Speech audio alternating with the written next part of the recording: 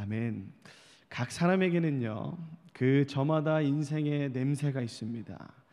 따뜻한 사람, 부지런하고 성실한 사람을 우리는 저 사람 참 사람 냄새가 난다 라고 표현하는데, 그런 사람이 있는 반면에 어떤 비열한 인생을 살고 처절하고 또한 비참한 인생을 사는 사람들도 있습니다. 저마다 인생에 냄새가 있는 거죠. 우리는 무슨 냄새가 나는 어떤 사람입니까? 저는 제가 막 이렇게 표준어를 사용하니까 제가 서울에서만 사는 사람인 줄 아시는 분들이 많아요. 저는 20년 가까이를 창원이라는 경상남도 지방에서 살다 온 사람입니다. 20년 가까이를 거기서 살다가 이제 부천 서울신학대학교에 올라오니까 제 친구들이 처음 저를 보면서 가장 많이 했던 말이, 야, 너는 왜 그렇게 짠해 보이냐, 너한테 너무 짠내가 나. 처음엔 그게 제가 운동도 많이 하고 그래가지고 되게 얼굴도 지금도 시커먼데 그때는 더 시커맸거든요. 그러니까 애들이 이렇게 운동 많이 하니 땀나서 그 짠내인 줄 아나 보다 생각했는데, 그게 아니고 지방에서 올라온 지방 특유의 냄새가 있나 봐요. 그런 걸 보면서, 야, 넌 너무 짠하게 생겼어요. 그 당시에 저는 참 짠하게 생겼나 봅니다. 여러분 생각나실 때마다 기도 많이 해주시기 바랍니다. 여러분, 바라기는 여기에 계신, 그리고 온라인으로 방송으로 예배드리시는 모든 분들이 인생에 어떤 냄새가 나든 우리 가운데 잊지 말아야 될 냄새는요, 우리 인생에 그리스도 예수의 향기가 나야 될 줄로 믿습니다. 아멘. 우리는 예수를 믿는 자로서 그리스도의 향기가 나야 되는 것이죠. 오늘 말씀은요, 인생에 나지 말아야 될 그런 부정적인 냄새들, 악취라고 표현하죠. 그 악취에 대해서 많이 기록하고 있습니다.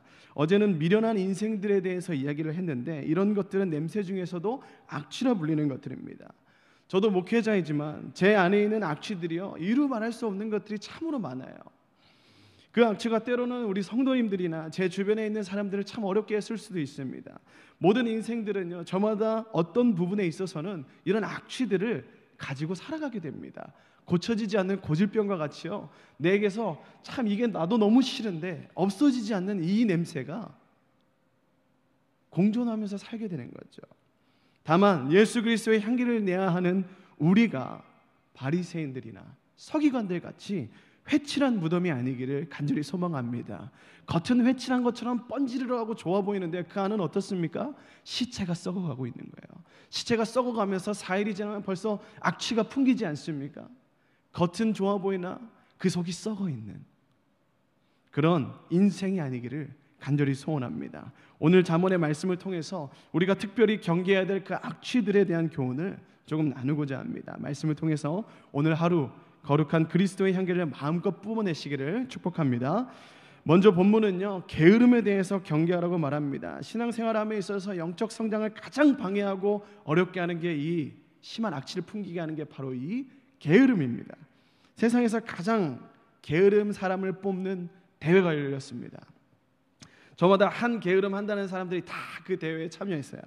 대회가 어느 정도 진행된 대회에 따라 탑3, 3등, 2등, 1등이 딱 뽑혔습니다. 3등으로 동메달을 목에 건 사람은요, 변명하면서 게으름을 피는 사람이었습니다. 우리 함께 13절의 말씀 한번 같이 읽어보겠습니다. 13절입니다. 시작. 게으른 자는 길에 사자가 있다, 거리에 사자가 있다 하느니라. 길에 사자가 있습니다, 거리에 사자가 있습니다 라고 온갖 핑계를 대면서 내가 집 밖으로 나가서 일하지 않겠습니다 라고 말하는 거예요.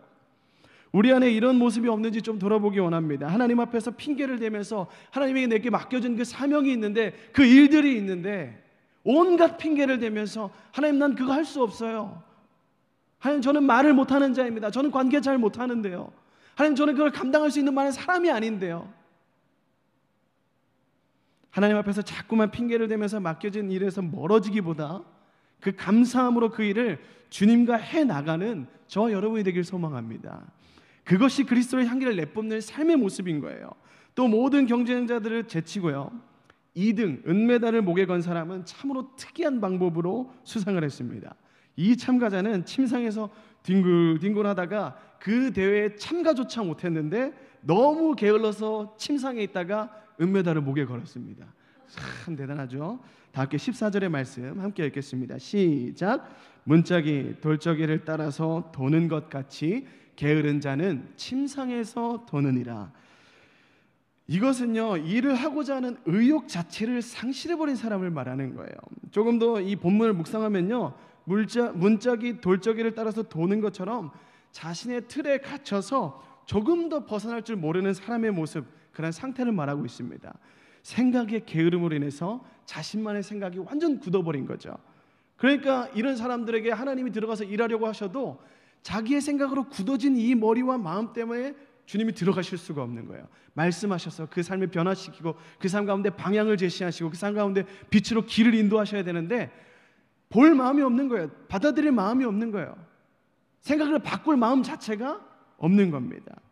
여러분, 우리가 가장 사람답게 아름답게 하나님의 창조의 목적의 그 목적과 같이 살아갈 수 있는 때는요, 바로 우리가 주님의 말씀을 따라 살 때인 줄로 믿습니다. 우리의 마음이 돌밭이나 가시나무 길가와 같지 아니하고 옥토와 같은 마음이 되어서 날마다 말씀을 그 마음의 밭을 말씀으로 그 마음의 밭을 기경해야 되는 것이에요. 갈아엎어야 되는 것입니다. 오늘 이 시간이 그런 시간 될 줄로 믿습니다. 그때 하나님의 말씀이 그 마음밭에 심어지고 성령님의 인도하심을 따라 걷고 뛰고 눕고 앉는 모든 순간이 말씀으로 결정되어야 되는 것입니다. 우리 모든 성도님들이 그렇게 우리 마음을 내려놓고 주님의 마음을 그 뜻을 헤아릴 줄 아는 우리 모든 성도님들이 되시길 축복합니다. 여러분, 그리고 기다리던 1등입니다. 최고의 자리에 오른 금메달 수상자는 어떤 사람인지 좀 보기 원합니다. 15절의 말씀 함께 읽도록 하겠습니다. 시작.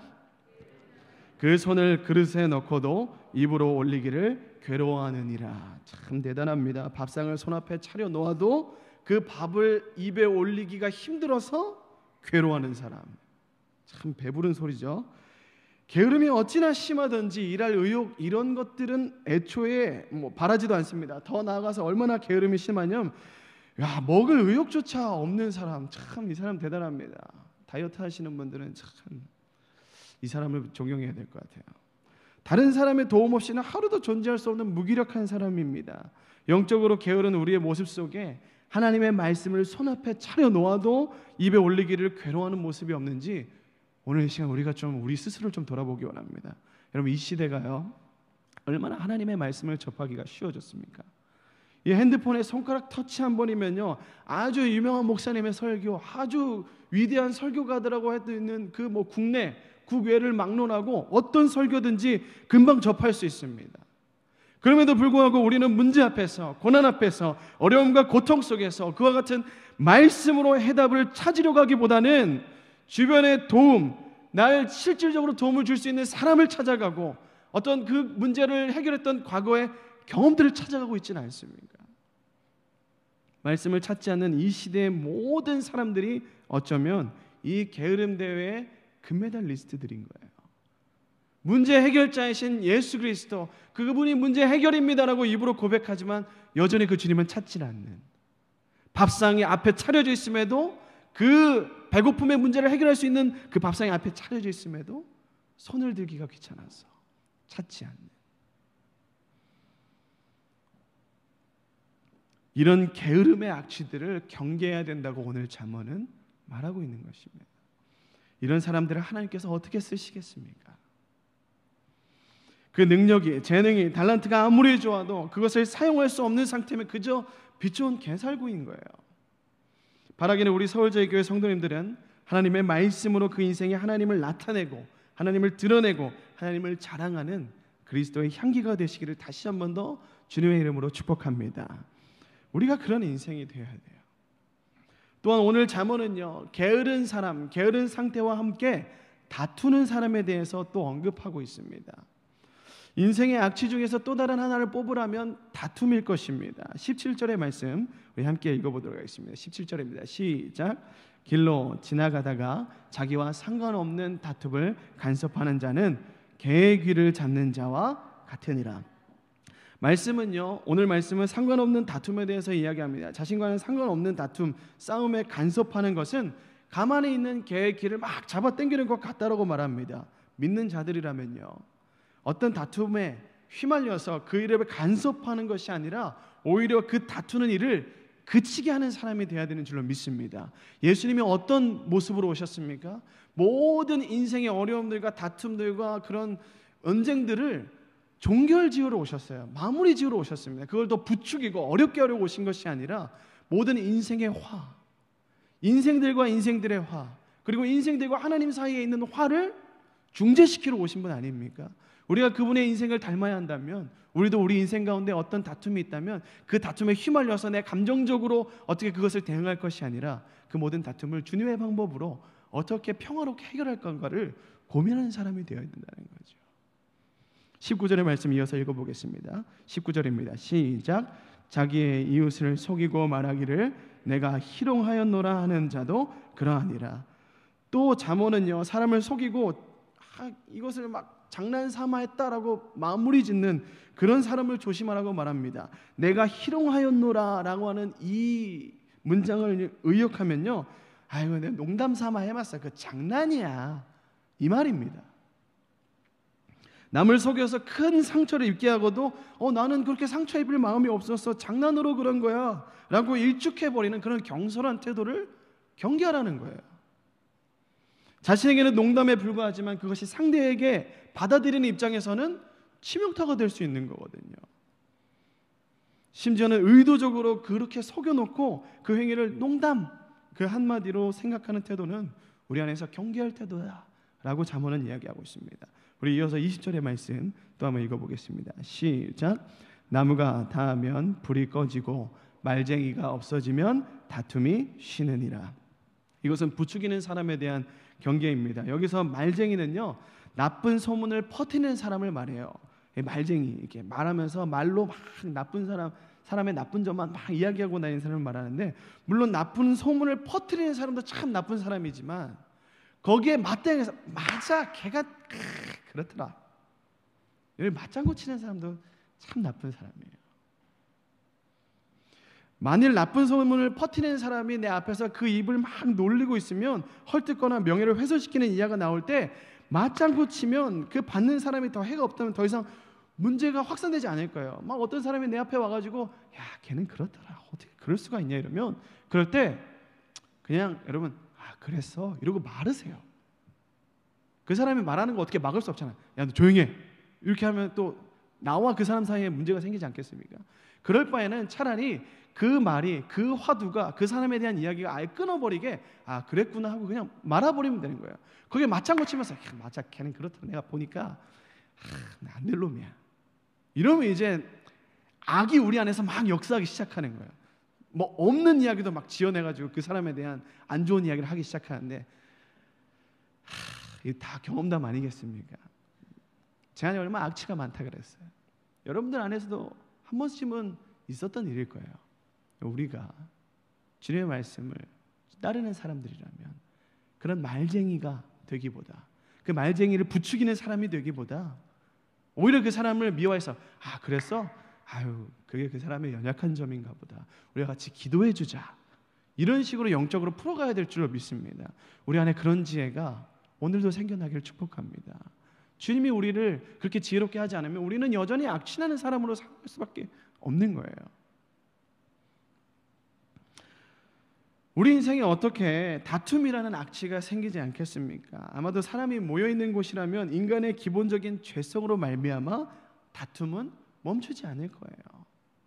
그러나 우리가 알아야 할 것은요, 다툴 수는 있지만 끝장은 보지 않아야 돼요. 사랑해서 같이 살게 된 부부도요, 그 사이 안에서 다툼은 일어납니다.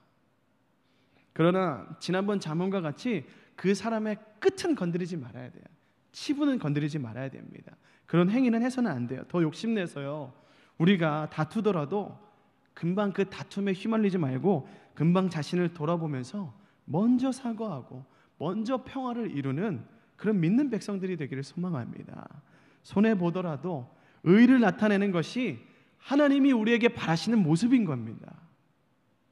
악취 속에서도 그리스도의 향기를 나타내므로 우리의 삶이 승리하는 것이 아니라, 우리의 삶이 나타나지고 우리의 감정이 해소되는 것이 아니라 하나님의 의가 승리하게 되는 저와 여러분의 삶이 되기를 축복합니다.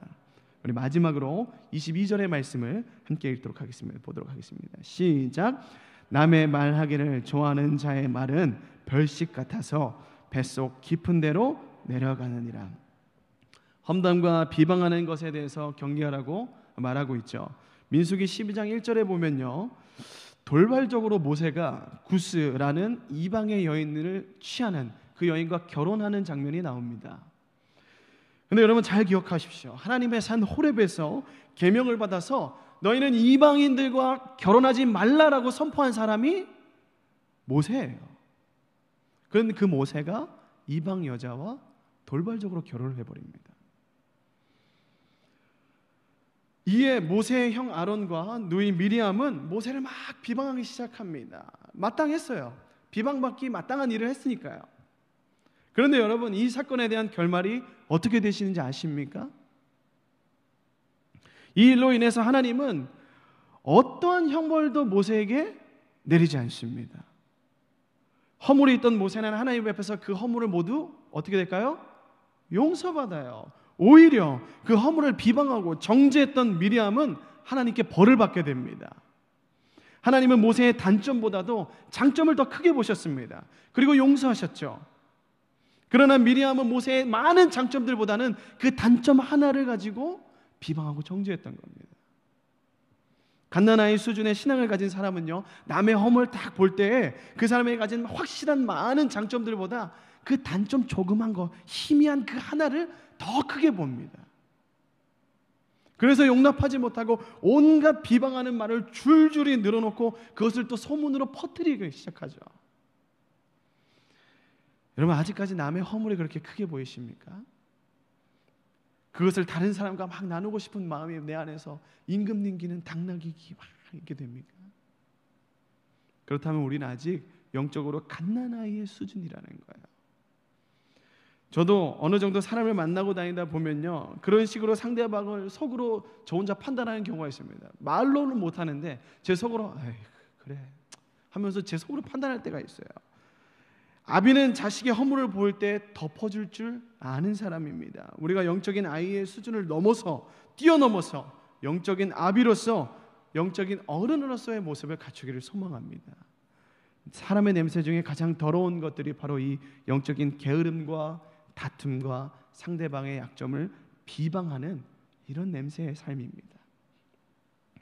바라기는 여러분들 오늘 주님 앞에서 내 영적으로 나의 어림을 주님 앞에 토로하십시오. 하나님, 오늘도 내 나이 어린 이 영성을 봅니다. 이 불쌍한 죄를, 이 악취나는 죄인을 용서하여 주시옵소서. 오늘도 주님의 의로 나를 새롭게 하여 주시옵소서. 여러분 기도하시고 그렇게 하나님을 찾음으로 이제 더 이상 악취나는 냄새가 아닌 그리스도의 향기를 내뿜는 저와 여러분의 인생이 오늘도 그렇게 나타나지기를 주님의 이름으로 축복합니다. 함께 기도하도록 하겠습니다. 우리의 인생의 냄새는 어떠한지 돌아보기 원합니다. 향기롭습니까? 아니면 악취로 가득합니까? 어떤 모습이든지 오늘 이 시간 기도하실 때 오늘도 그리스도의 향기를 바라게 하여 주시옵소서. 게으르지 않게 하시고 다투지 않게 하시고 비방하지 않게 하시고 칭찬하고 격려하는 우리의 오늘 하루가 되게 하여 주시옵소서. 또한 여러분이 가지고 나신 기도 제목을 붙들고 주님의 이름으로 한번 부르짖고 기도하며 나가겠습니다. 같이 부르짖습니다. 주여